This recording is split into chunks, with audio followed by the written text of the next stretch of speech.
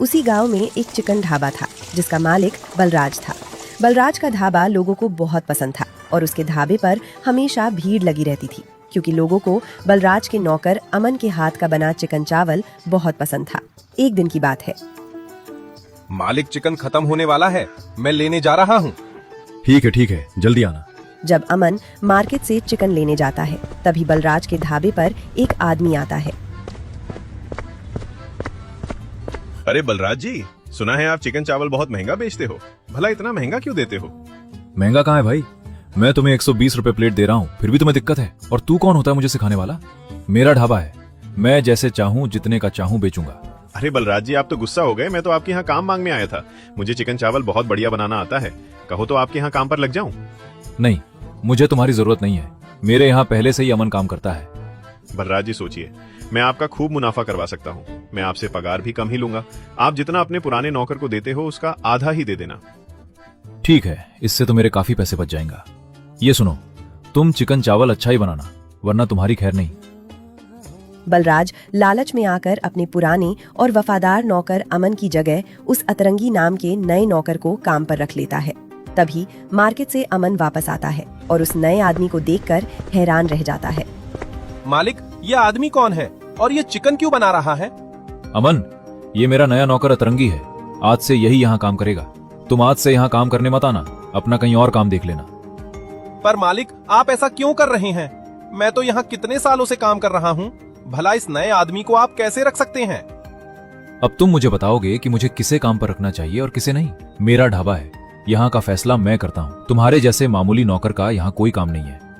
अच्छा मालिक, अब तक मेरी वजह से इतना मुनाफा कमा रहे थे और आज मेरे ही पीछे मुझे लात मार रहे हो। ये आप बहुत गलत कर रहे हैं। चल, अब ये इमोशनल ड्रामा कहीं और करना। अब मेरे धंधे का समय हो रहा है, मुझे वो करने दे। अमन बहुत दुखी और गुस्से में वहाँ से चला जाता है क्योंकि वो वहाँ बहुत सालों से काम कर रहा था। घर पहुँचते ही वो अपनी पत्नी से कहता है कि अब वो इस धोखे का जवाब अपनी मेहनत से देगा। मुझे उस बलराज ने कुछ पैसे बचाने के चक्कर में मुझे अपनी ढाबा से निकाल दिया। कोई नया आदमी आया है, उसे काम पर रखेगा। क्या आप इतने सालों से वहाँ काम कर रहे हो और इस तरह अचानक से आपको निकाल देना, ये तो सही नहीं है। अभी ये सबका वक्त नहीं है।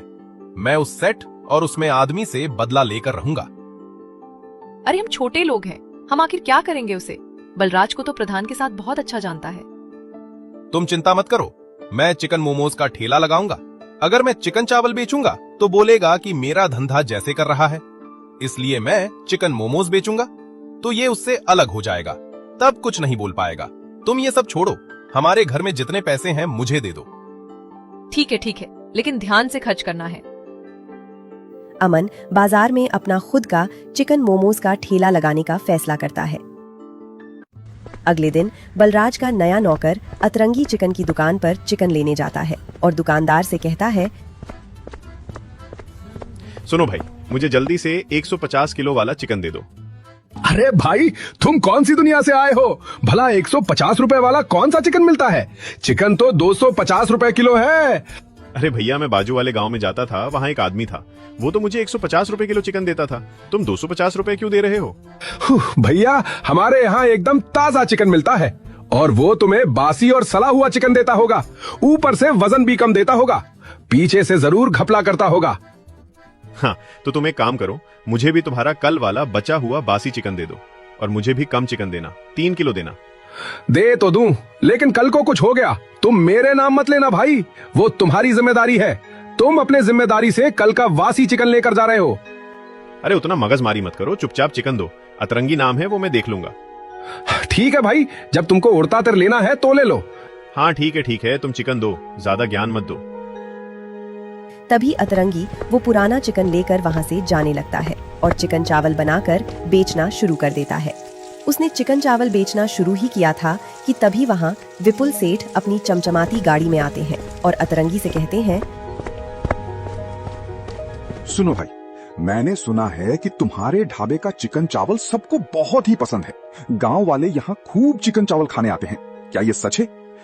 हाँ मालिक, मेरे यहाँ का चिकन चावल बहुत फेमस है। मेरे हाथों में जादू है, जादू।